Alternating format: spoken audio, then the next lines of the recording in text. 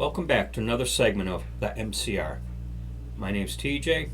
We're on multiple platforms: YouTube, NewTube, Rumble, BitChute.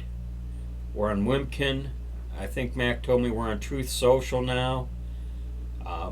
There could be a couple other sites that I've missed, but I don't think we're really too hard to find.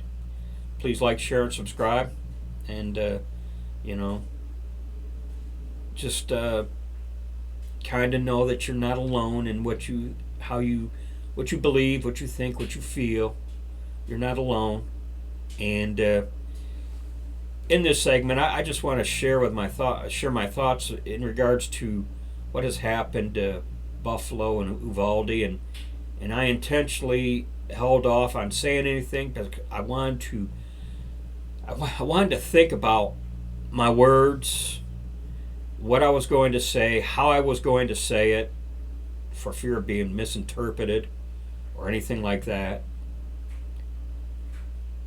You look at these previous incidents, and now you got the Democrats full bore, full speed ahead on the gun issue, gun confiscation, how horrible ARs are and 9mm, and I'll share some more thoughts in upcoming solos on that in that area. These are my thoughts. This is what I believe. Each person ultimately is responsible for how they act. And the radical left, the libs, the Democrats, or however you want to describe them, have so paved the way, leading to the deterioration of our younger generation's heart and soul. I believe today's younger generation has been so deluged with wickedness of a permissive society, given the twisted rationalizations of it all.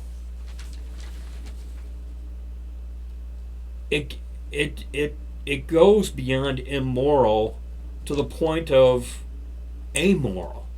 And I looked up the definition of immoral and amoral, and there could be a fine line between the two. I suppose a grammar professor could better instruct me on the technical definitions of them. But I've come to the point now where today's generation has become so twisted. They are operating with no regard to right and wrong or morality or whatever. And consider just how twisted a mind has to become to function in that manner.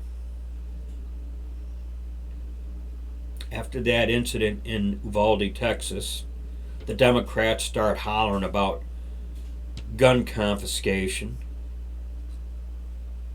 Then you got these spineless Republicans that think maybe we better agree with them on this one because we don't want people thinking that we want children killed. The hypocrisy of that, given the Democrats' position on abortion.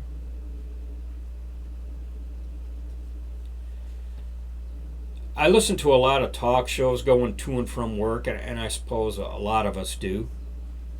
And after the Uvalde, Texas incident, I heard people calling in, and they're talking about the necessity of hardening schools, making it so that someone just couldn't walk into a school and do what that kid did in Uvalde.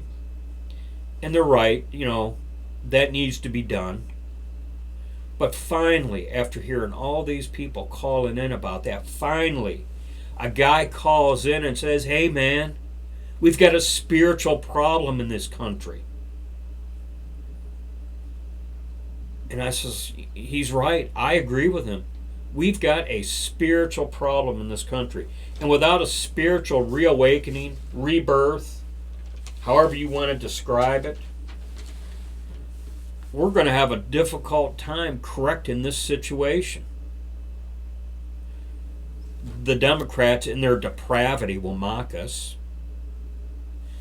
And at the risk of turning this into a sermon, did Jesus not warn his disciples that they would hate, they being the non-believers will say, they will hate you as much as they hate me? We already know the Democrats hate God, and look at the way they adore Lil Nas and his satanic routine up on stage. And we've talked about that, I think, in a previous segment.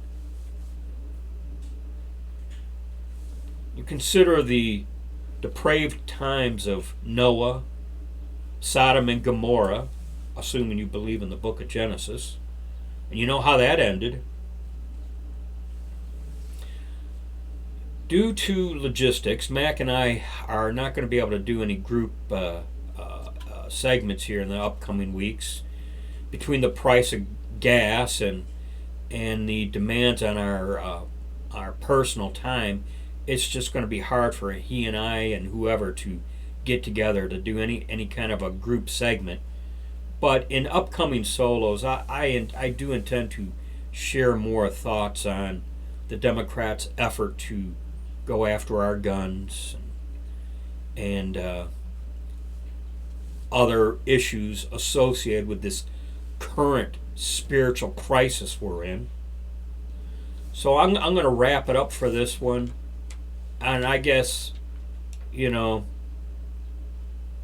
without a spiritual reawakening in this country, I do believe we're going to be it's going to be an uphill battle. Need to prepare. Need to keep your powder dry.